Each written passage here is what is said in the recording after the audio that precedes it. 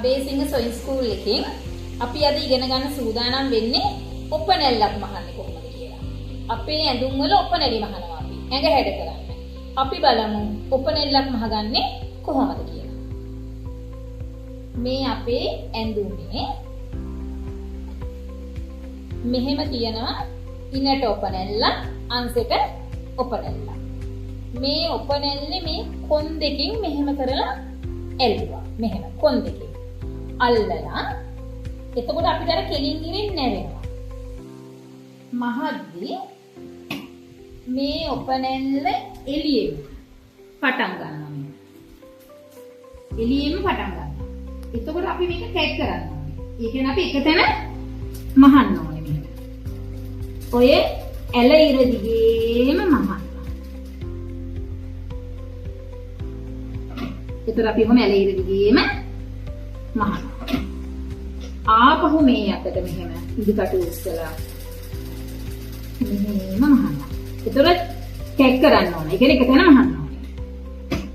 එතකොට මේ අපි ඉගෙන ගත්තේ ලස්සනට ඔපනැල්ලක්. කෙලින් ඉරෙන් නැවුවා.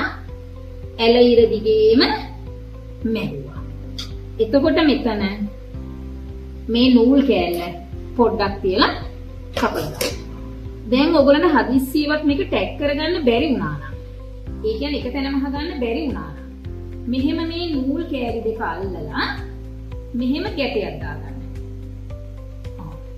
ටැග් කරගන්න බැරි වුණත් අපිට පුළුවන් මේ නූල් දෙක අල්ලලා මෙහෙම ගැටයක් දාන්න.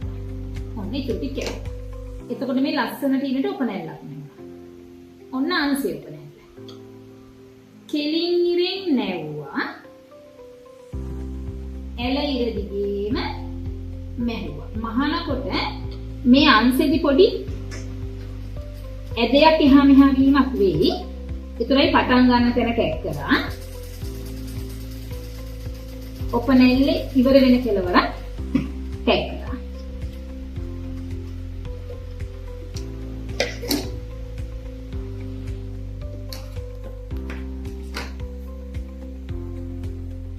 දැන් මම ඉනේ ඔපනැල්ලක් මැහුවා, අංශය ඔපනැල්ල මැහුවා.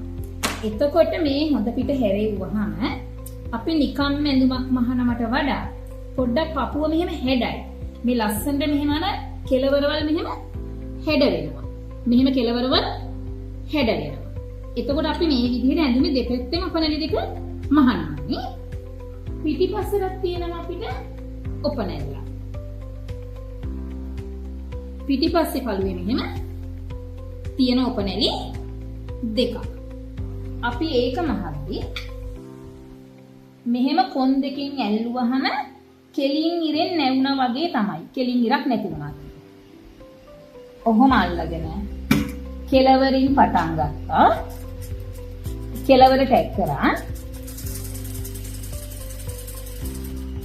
මුල්ලේදී ඔහොම පොඩ්ඩක් නවත්තලා ෆුට් එක පොඩ්ඩක් උස්සලා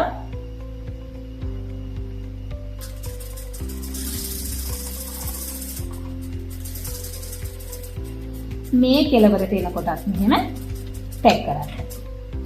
ටැග් නොකරොත්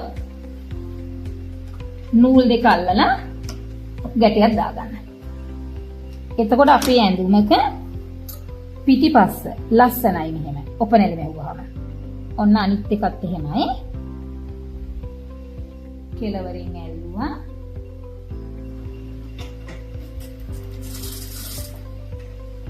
කොන් දෙකෙන් ඇල්ලුවාම කෙලින් ඉරෙන් නැවුණා වගේ.